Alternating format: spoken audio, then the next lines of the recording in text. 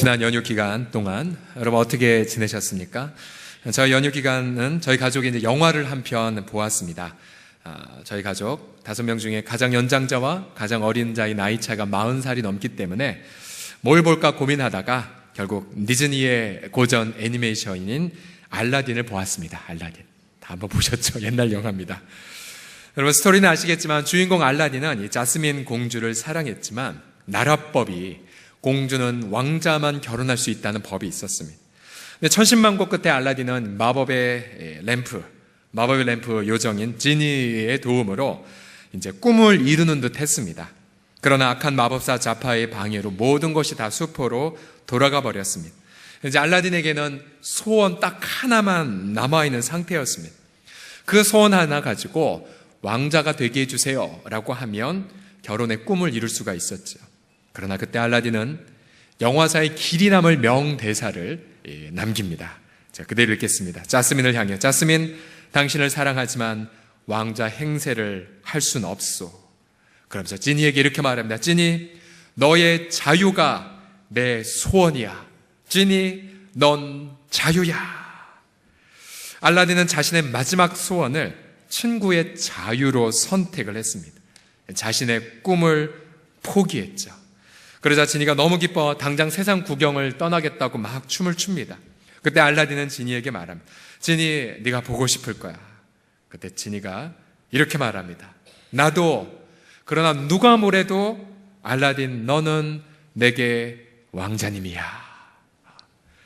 자, 이 선량한 이 청년의 마음을 감동받은 왕은 그때 이 국법을 바꿉니다. 이제부터 공주는 왕자가 아니라 자신이 사랑한 남자와 결혼할 수 있노라. 그리고 영화는 해피엔딩으로 끝납니다. 여러분 다 아는 내용이 이렇게 설교 시간이 되니까 너무 새롭게 좀 들으시네요, 다들. 예. 자, 이처럼 이웃의 행복을 위해 자신의 이런 꿈을 희생할 수 있는 사회라면 얼마나 행복한 사회일까요? 그러나 많은 이들은 오히려 자신의 꿈과 욕망을 이루기 위하여 이웃을 이용합니다.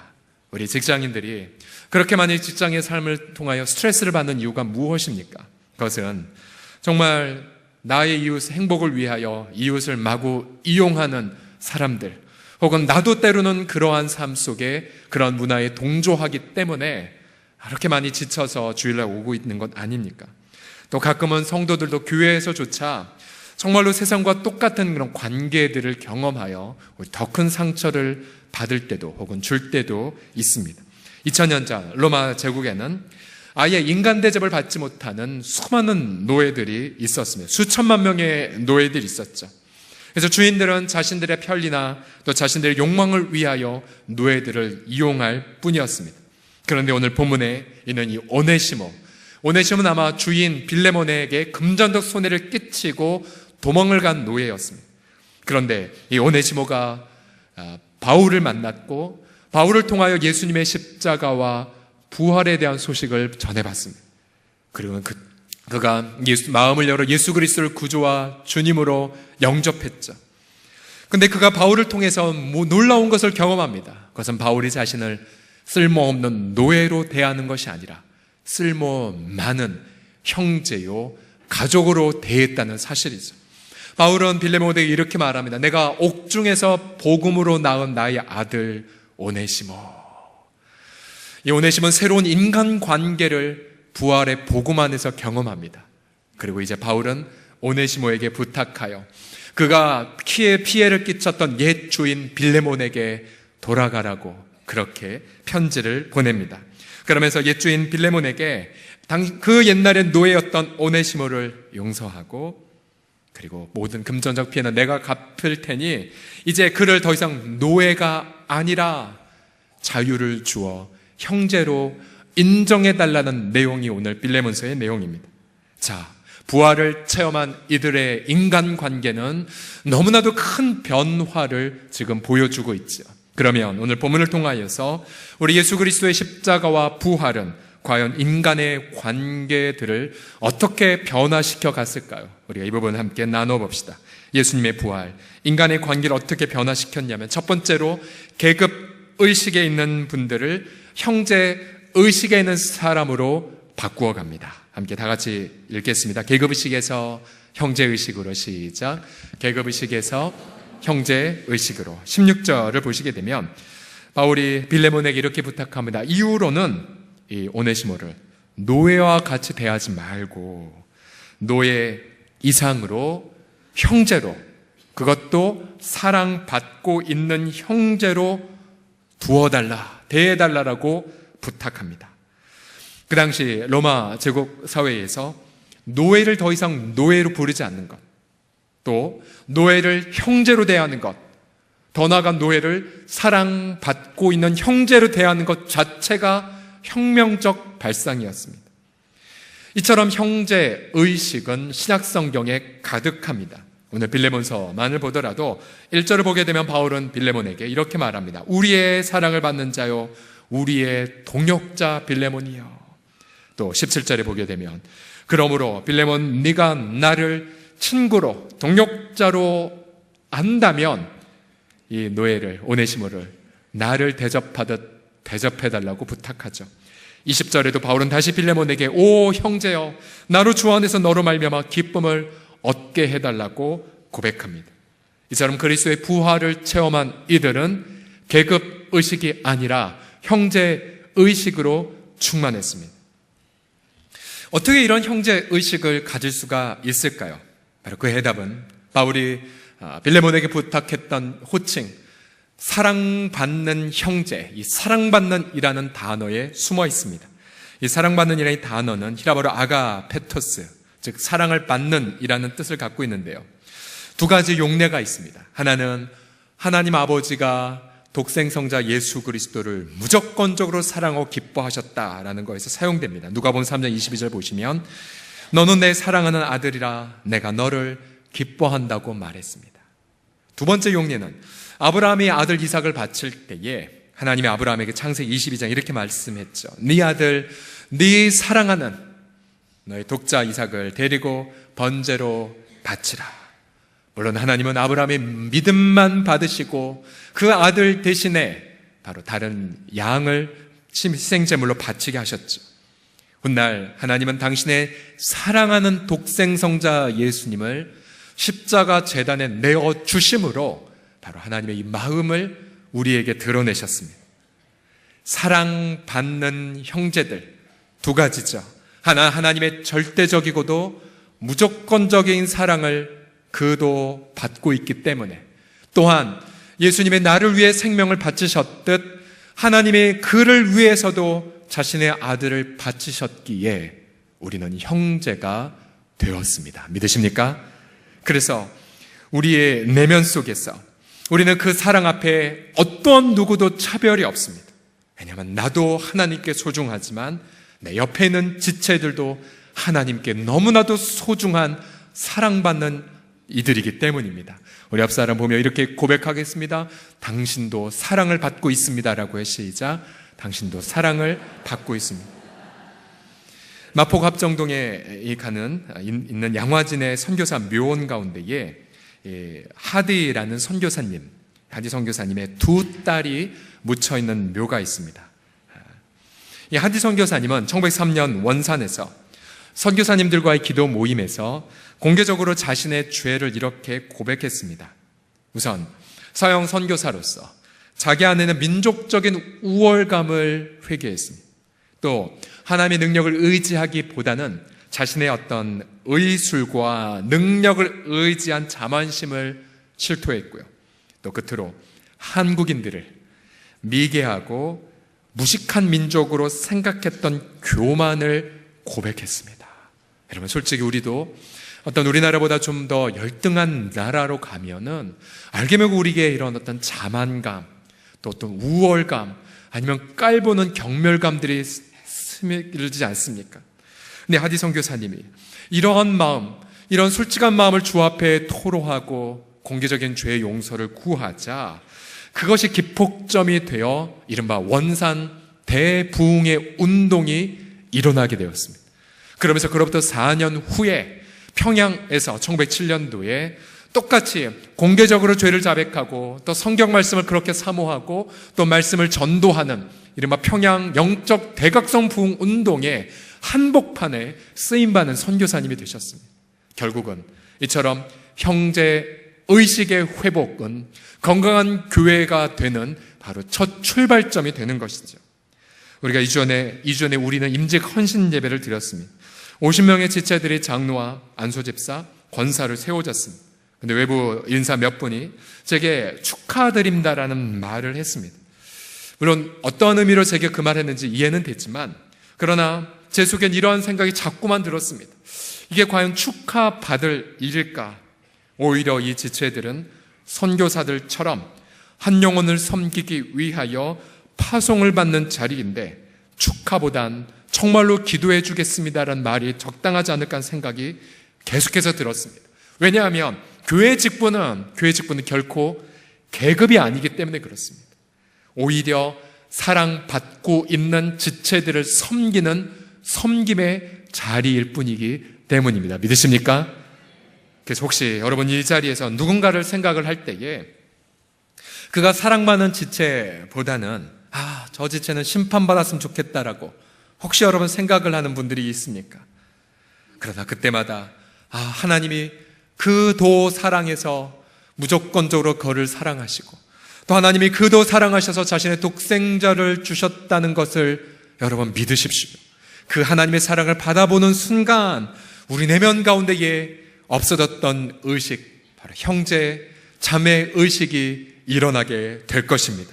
저는 우리 공동체 식구들 모두가 서로를 바라보면서 형제요 자매라는 따뜻한 지체 의식으로 더욱더 충만해지는 오늘을 보내시기를 예수님의 이름으로 부탁드립니다. 옆 사람 보며 고백합시다. 당신은 사랑받는 지체입니다. 시작. 당신은 사랑받는 지체입니다. 두 번째로 예수님의 부활은 인간관계를 어떻게 변화시킬까요? 그것은 명령과 굴종의 관계에서 겸손과 자원함의 관계로 변화됩니다. 두 번째를 같이 읽어봅시다. 명령 굴종 시작. 명령 굴종에서 겸손 자원함으로.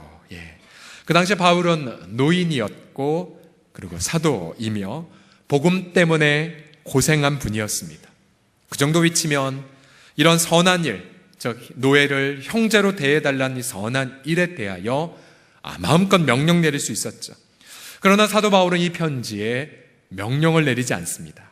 8절에서 10절까지를 보시면, 이러므로 내가 그리스도 안에서 아주 담대하게 내게 마땅한 일, 즉 노예를 형제로 대하는 것, 형제의식을 회복하는 것, 마땅한 일을 명할 수 있으나 도리어 사랑으로서 혹은 사랑 때문에 내가 너에게 간구한다, 부탁한다. 나이가 많은 나 바울은 지금 또 예수 그리스도를 갇힌 자 되어 갇힌 중에서 낳은 아들 오네시모를 위하여 내게 간구한다 라고 말하고 있습니다. 명령이 아니라 겸손히 부탁을 하고 있는 걸 보십시오. 왜 바울이 빌레몬에게 명령 대신에 부탁을 했을까요? 우리 14절을 보시면 다 같이 읽어보겠습니다. 14절 시작. 다만 내 승낙이 없이는 내가 아무것도 하기를 원하지 아니하노니 이는 너의 선한 일이 억지같이 되지 아니하고 자의로 되게 하려 함이라. 즉 바울은 빌레몬에게 선한 일뿐만 아니라 더 중요한 걸 주고 싶었습니다. 그것은 바로 자원하는 기쁨을 주고 싶었습니다. 다만 네 승낙이 없이는 내가 아무것도 하기를 원하지 아니한다. 바울은 기다렸습니다. 빌레몬의 자원이 있을 때까지. 그리고 바울은 역시 겸손하게 자기를 낮추었죠. 그래서 빌레몬의 선한 일이 억지같이 되는 것이 아니라 자의로 되도록 기다렸던 것입니다. 여러분, 우리 한국 사회는 그동안 정말로 많은 어려운 민족사적인 어려움을 겪었기 때문에, 또 특별히 어떤 일제의 어떤 군사의 문화, 또 여러 가지 군사 독재의 문화로 인하여서 우리 사회 곳곳에 아직까지 이런 군사 독재의 문화가 남아 있습니다. 예를 들어 많은 남성들은 회사에서 군대식으로 조직 문화를 잡고자 했고, 교회도 예외가 아니었죠. 나이나 혹은 득표수에 따라 때로는 사회에서의 계층을 좇아서 서열을 매기는 문화도 있었습니다. 여성들도 예외가 아니죠. 언니들에게 절대 복종한 문화가 있었습니다. 그런데 부활을 체험한 교회 공동체는 명령과 복종의 관계가 되어서는 안 됨을 빌레몬서에서 말하고 있습니다. 교회는 가장 먼저 바울처럼 본을 보이는 겸손한 자들이 있어야 되고요. 또 그 본을 조차 자원하는 자들로 가득해야 됩니다. 바울이 노인의 권위를 내려놓고 젊은이에게 사랑으로 부탁을 하고 있죠. 바울은 자신의 직분도 내려놓고 또 복음을 위해 얼마나 수고했는지조차도 내려놓았습니다. 오히려 겸손히 간청을 하고 있죠. 여러분, 이 바울의 이 겸손한 이 편지를 받은 빌레몬, 그의 마음의 심경은 어떠했을까요? 또 이 편지를 들고 간, 옛 주인에게 들고 간 오네시모의 마음도 어떠했을까요? 교회는 이처럼 겸손한 모델과 자원하는 마음들로 이루어져야 합니다. 그러니까 교회가 건강하다는 것은 이처럼 본을 보이는 겸손한 분들이 많다는 것, 또 교회가 행복하다는 것은 그 모델을 쫓아가는 자원하는 이들이 많다라는 뜻이죠.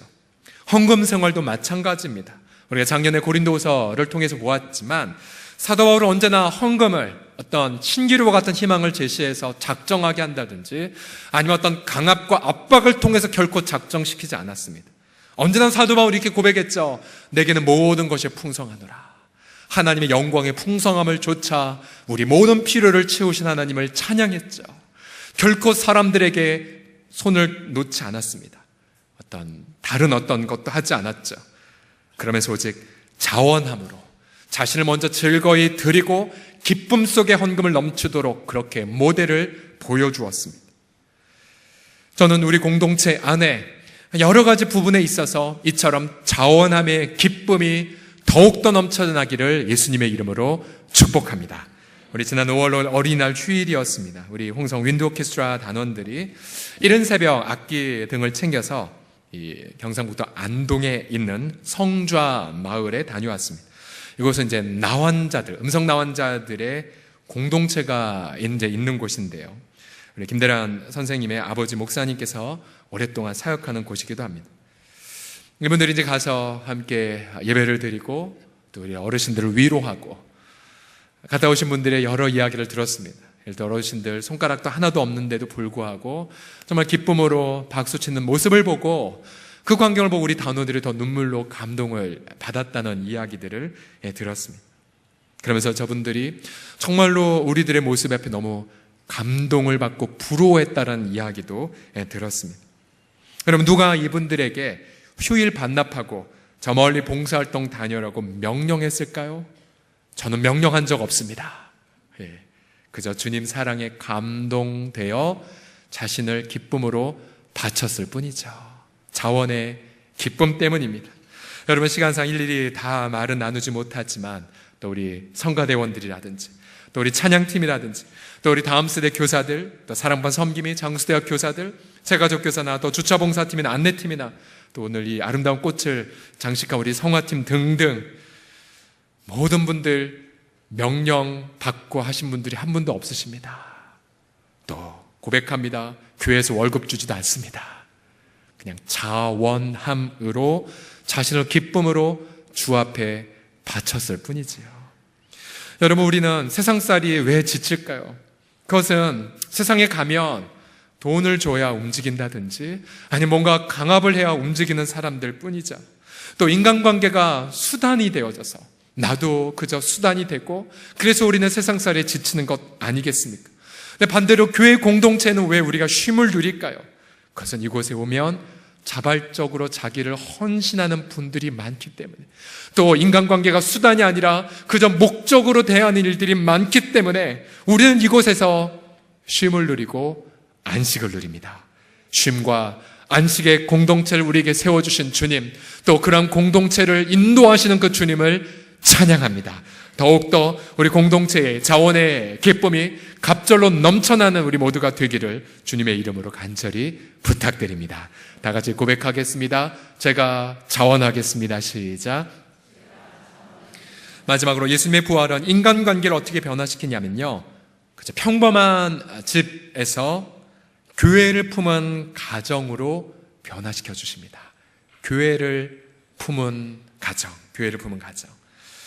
우리 빌레몬, 이렇게 놀라운 이 인간관계 변혁은 어디에서 이루어지길 원했냐면 바로 빌레몬의 가정이었습니다. 빌레몬의 가정. 로마의 이 엄청난 이 계급의식과 또 인간관계의 이 수단으로 사용되는 분위기가 어디서 녹아졌냐면 바로 한 평범한 가정이었죠. 우리 1장 1절 하반절과 2절을 보시게 되면요, 사도 바울이 이렇게 편지를 보냅니다. 우리의 사랑을 받는 자요 동역자인 밀레몬과 그 다음 자매 아비아. 학자들은 아비아가 바로 빌레몬의 아내였다라고 생각하고요, 또 우리와 함께 병사된 아키뽀, 이 두 분의 아들이라고 생각을 합니다. 그러면서 그 다음 표현 보십시오. 내 집에 있는 교회에 편지하노라. 한번 따라해 보시겠습니까? 내 집에 있는 교회. 시작. 즉 지극히 평범한 이 빌레몬의 가정은 교회를 품고 있었습니다. 그 빌레몬의 가정이 그 당시에 이 사회의 인간관계 모든 그런 적폐들을 녹이고 치유하는 아름다운 치유의 터전이 되었던 거죠. 여러분, 초대교회가 예수님 부활 승천 이후에 거의 한 300년 동안 초대교회는 예배당 건물이 없었습니다. 그죠? 신학교도 없었고 교단 조직도 없었습니다. 그러나 그 당시 수많은 가정들이 이 빌레몬의 가정처럼 자신의 집을 오픈하여 교회를 품고 있었습니다. 브리스길라 아굴라 부부의 가정이 교회였고 루디아의 빌립보 집도 빌립보 교회의 시작점이었었죠.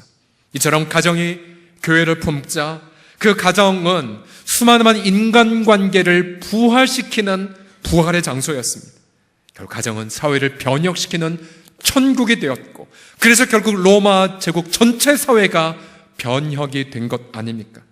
그동안 한국교회가 교회에서 많은 훈련을 해왔고 또 주중에 많은 집회도 가졌습니다. 그러나 그 모든 훈련들의 정점에는 무엇이냐면 가정을 오픈하여 가정이 교회가 되는 것에 있습니다. 부부가 함께 자녀들과 더불어 집을 오픈하고 각 가정이 또 다른 가정들을 주의 이름으로 영접하는 것에 있지. 그래서 서로를 형제자매라 부르고 또 서로의 필요를 채워주고 서로의 발을 닦아주는 그런 삶에 있습니다.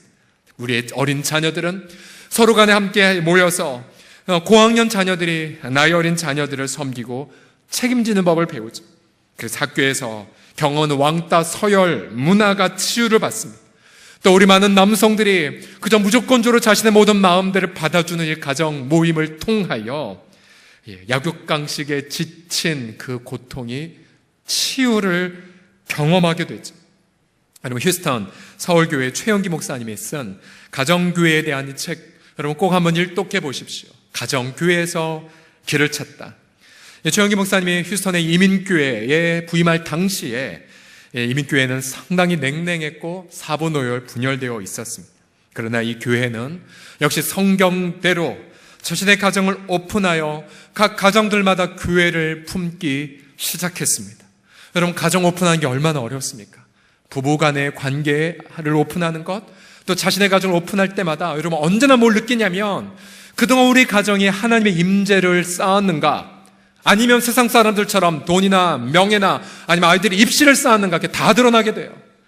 그래서 가정을 오픈하는 걸 꺼려하는 이유 중에 대부분의 이유가 뭐냐면 바로 세상적인 우상 때문일 가능성이 얼마나 많습니까?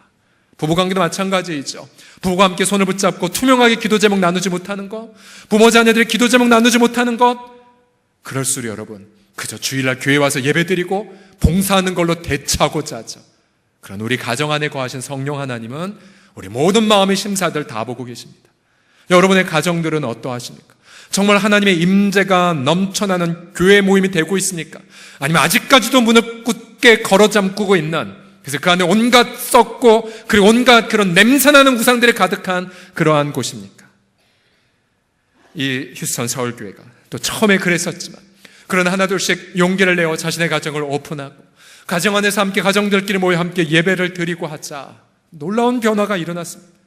빛과 마약에 붙들린 폭력배가 가정교회를 통하여 뒤집어졌고, 이혼 위기에 놓인 부부가 아름답게 회복이 되었고, 또 우리 청년들도 가정에서 모인 그런 싱글 사랑방 모임을 통하여서 너무나 역동적인 변화들을 체험하였습니다. 전 세대가 회복이 되었고 너무나도 고통스러운 이민사회가 아름답게 천국이 되었습니다. 우리 사랑하는 성도들이요, 우리 서울홍성 교회도 가정에서 시작된 것 여러분 알고 계십니까? 오늘이 5월 7일, 정확히 59년 전 1958년 5월 7일 수요일이었습니다. 수요일. 우리 황금천 목사님을 비롯한 12명의 지체들이 홍제동 소재 홍제의원에서 설립 예배를 드렸고요. 수요일이었습니다. 5월 11일 첫 주일날 어디서 예배 드렸을까요? 가정에서 예배 드렸습니다. 그 당시에 문화촌 주택 117호 이동의 집사님의 가정에서 예배를 드렸어요. 그리고 6월 1일 주일부터는 문화촌 주택 제122호 홍병소 집사님, 그리고 홍병소 장로님의 가정에서 주일 예배를 드렸습니다. 여러분 상상해 보십시오. 6.25 직후에 극한 가난, 또 수만 많은 실패들, 그리고 고통이 어울려 있는 이 계곡에 12명이 가정 안에서 주일 예배를 드리며 서로 사랑하고 서로 섬기고 또 서로 형제라 부르며 함께 아름다운 공동체를 시작한 것, 그리고 황금천 목사님의 아름다운 사랑의 섬김의 모델을 쫓아 또 무수하게 많은 우리의 무명의 우리 어르신들의 헌신을 통하여 여러분 59년 후 우리 교회가 오늘 59주년의 감격의 예배를 드리고 있습니다. 우리 사랑하는 성도들이여, 정치도 경제도 이 사회 바꿀 수가 없습니다. 아무리 복지체제가 잘 된다 한들 이 탐욕 어린 인간의 마음은 바꿀 수가 없습니다. 그러나 저와 여러분 모두는 다 아가페토스, 하나님의 절대적이고도 무조건적인 사랑을 받았고 하나님의 자신의 독생성자를 아끼지 아니하신 그 사랑을 우리 모두가 받았습니다. 우리 모두는 그 사랑 안에서 가족이 되었고 그 사랑 안에서 서로 지체가 되었습니다. 여러분, 이제 우리 서울홍성 공동체가 동일하게 그 하나님의 무조건적인 사랑으로 말미암아 우리 주님은 간절히 원하십니다. 이제 교회가 일어나 우리 앞세대가 우리 한국 사회를 치유하였던 것처럼 이제 저와 여러분이 일어나 우리 한국교회 전체가 일어나 이 민족사회를 다시 치유해야 합니다. 더 이상 인간의 생명이 존중받지 못한 이 사회에서 한 영혼을 가치를 가장 모든 것보다 우선순위 여기는 그런 사회로, 정말로 정직과 공의와 인애가 강물처럼 흐르는 그 사회로, 그 사회가 되는 일에 우리 사랑하는 성도들 복음의 능력을 붙잡고 가정마다 교회를 품음으로 인하여서 가정이 우리의 천국으로 되어질 때에 비로소 한국교회가 이 한국사회를 멋지게 살리는 이 민족의 소망이 될 줄을 믿습니다. 그 기도, 그 기대, 그 소망을 이루실 우리 성삼위 하나님을 찬양합니다. 우리 하나님 앞에 영광의 박수 올려드립시다. 아멘. 우리 다 같이 자리에서 기립하셔서 우리 함께 동성으로 기도합시다. 여러분, 지난 한 주간 동안 비록 연휴였지만 그러나 여러분 관계의 아픔과 고통을 인하여 연휴가 오히려 너무나 불행하게 보내신 분들 계시지요. 또 특별히 부부간에 정말 투명한 삶의 나눔이 되지 않아 함께 늘 함께 있음에도 불구하고 거대한 담벼락이 나와 배우자 사이에 놓여 있어 고통하는 분들 계시지요. 또 때로는 일터에서 이용만 당하고 그리고 버려진 그러한 자, 때로는 나도 이 분위기에 끌려서 누군가를 이용하고 누군가에게 상처를 준 것 때문에 그래서 너무 나에 대해서 실망해서 고통하는 분 계십니까? 이 시간 그 모든 관계의 고통들을 하나님의 사랑 안에서 다시 치유해 주실 것입니다. 다시 부활시켜 주실 것입니다. 이 시간 함께 우리 모든 관계의 아픈 부분을 주 앞에 아뢰며 동성으로 기도하겠습니다. 살아계신 주신 아버지 하나님, 이 시간 우리 모든 아픔들을, 우리 모든 고통들을 우리 하나님 앞에 하소연하며 올려드립니다.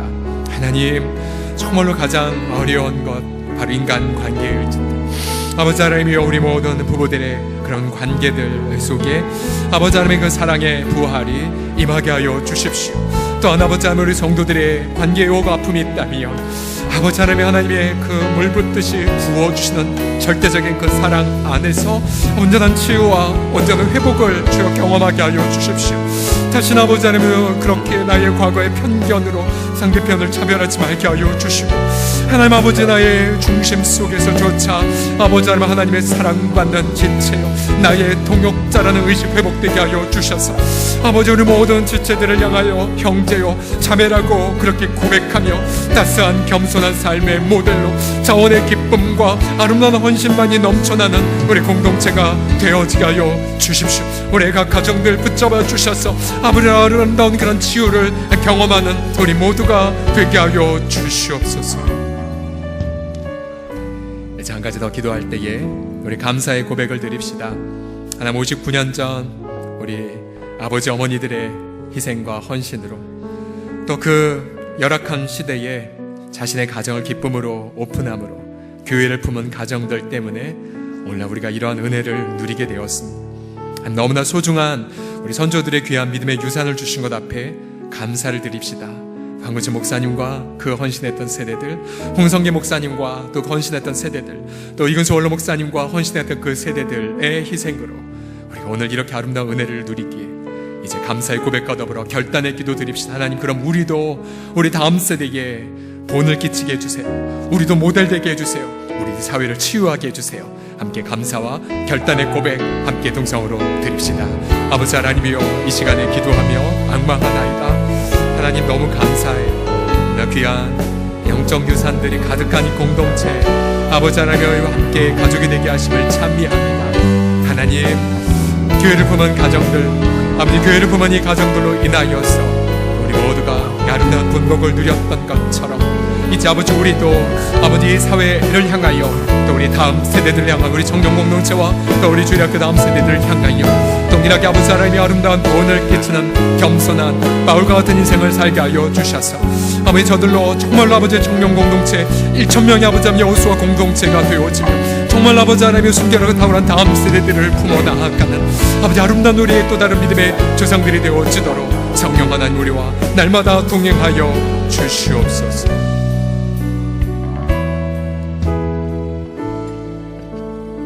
주님, 이 시간 관계의 아픔으로 인하여 고통하고 눈물 흘리는 우리 성도들, 가정 안에서든 혹은 일터에서든 관계 때문에 모든 것이 불행하게 느껴진 우리 성도들, 이 시간 주께서 성령으로 터치하여 주시옵소서.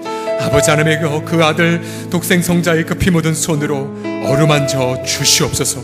상한 갈 때 꺾지 아니하시고 꺼져가는 심지 끄지 아니하시는 예수님, 이 시간 치유하사 그 하나님의 그 무궁한 사랑 안에 우리 모든 관계들이 아름답게 부활되게 하여 주시옵소서. 우리 모든 각 가정들이 교회를 품게 하여 주시옵소서. 우리 남성들이 일어나 아버지 믿음의 제사장들로 세워지게 하여 주시옵소서. 예수 그리스도의 그 보혈로 맺어진 영적인 혈연관계를 맺게 하여 주시옵소서. 그리하여 가정이 우리의 천국이 되게 하시며 그래서 교회가 이 민족의 소망되게 하여 주시옵소서. 우리 주 앞에 찬양을 올려드리며 예수 그리스도의 이름으로 기도드립니다. 아멘. 다시 한번 영광의 박수 올려드립시다. 할렐루야.